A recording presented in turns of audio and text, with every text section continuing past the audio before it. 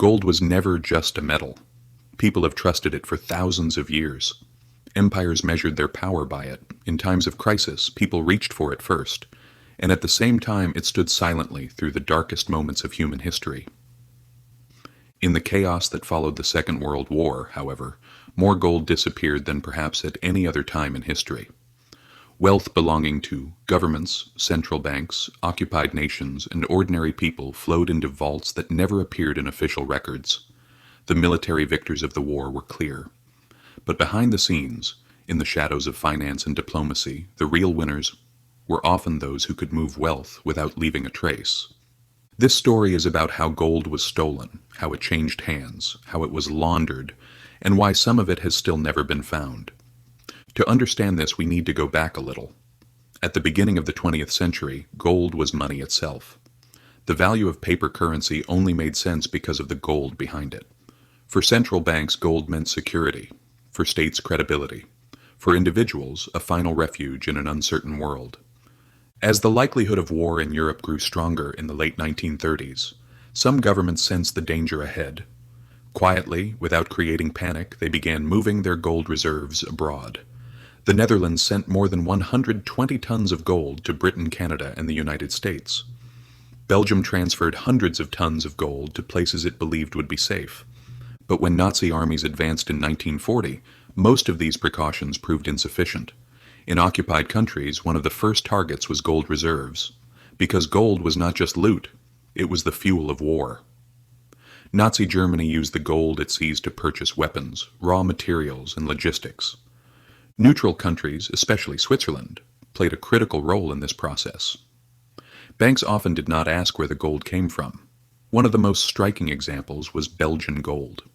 Before the occupation, Belgium had entrusted 198 tons of gold to the Bank of France. After France fell, this gold was supposedly sent to Dakar in West Africa for safekeeping. But the journey did not end there. The gold quietly made its way back to Germany and was absorbed into the Nazi war economy. Some countries took riskier but more decisive steps. When Poland realized that invasion was inevitable, it carried out an operation that could have come straight from a film, evacuating its gold reserves. The gold passed through Romania, was transported via Turkey, and eventually reached the United States and Canada. But not everyone was so fortunate.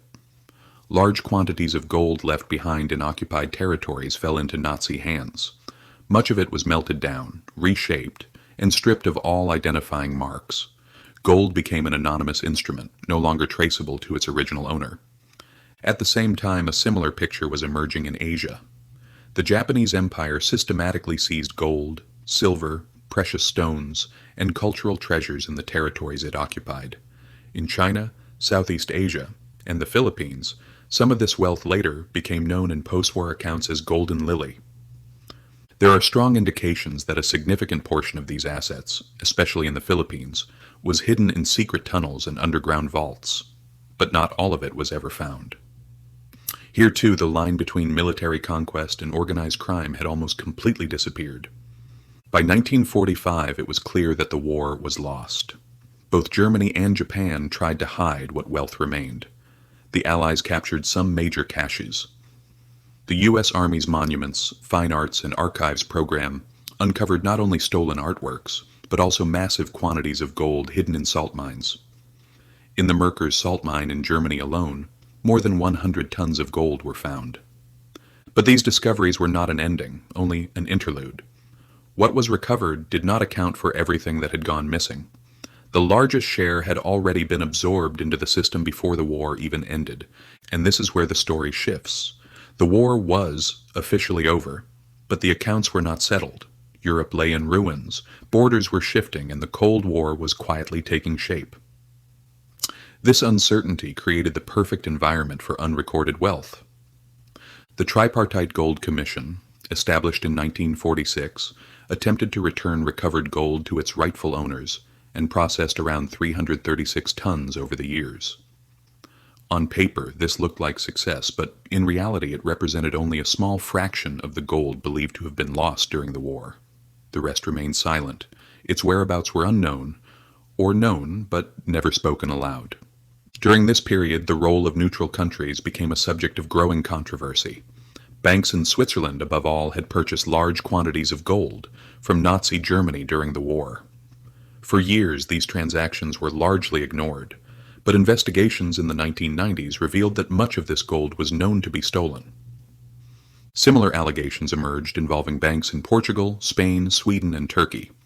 Many of these cases, however, were never fully resolved. In the post-war world, gold did not simply sit in vaults. According to some claims, part of the missing gold was used to finance covert intelligence operations. In the atmosphere of the Cold War, untraceable gold was a powerful asset. It may have been used to support political movements, prop up regimes, or fund conflicts fought behind the scenes. So the gold did not vanish. It simply changed fronts. By the 1950s and 1960s, the world had moved into more complex financial systems. Under the Bretton Woods system, official figures were published and reserves declared, but it would be naive to assume that everything was fully disclosed.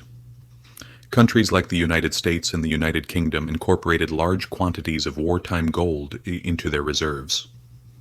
Questions about origin were often quietly set aside. At the time, stability mattered more than confronting the past, and the story is still not closed. Even today, new claims surface from time to time. Buried caches found in forests, trains supposedly hidden inside mountains, gold-laden ships that set sail for wartime payments and never arrived. Many of these stories are exaggerated, some are real. What we do know is this. Between 1939 and 1945, vast amounts of gold disappeared, and a significant portion of it was never officially recovered. In today's terms, this represents billions of dollars. The modern lesson of this story is not about the gold itself, but about how it vanished. The Second World War showed how quickly wealth can move when rules are suspended. The same methods are still used today. In times of crisis, money does not simply disappear. It usually reappears in the hands of those powerful enough to hide it. For investors, the lesson is simple but unsettling. Gold may feel safe, but the real question is this: where is it held, and who controls it? In wartime, even a central bank may not protect you. In peacetime, assets held in the wrong jurisdiction carry the same risk. The missing gold after the Second World War is not just a story from the past. It is a clear example of how wealth changes hands during moments of chaos. History does not repeat itself exactly, but it produces familiar patterns. When the world is shaken, the line between legal transfer and outright theft quickly fades. In today's age of digital money, cryptocurrencies, and shifting geopolitical balances, the question is not whether wealth can disappear. The real question is how fast it can disappear, and whether you will notice in time. Understanding these patterns is not just about learning finance, it is about protecting yourself. If this gave you a new perspective, subscribe. History has the answers. We'll explore where to look.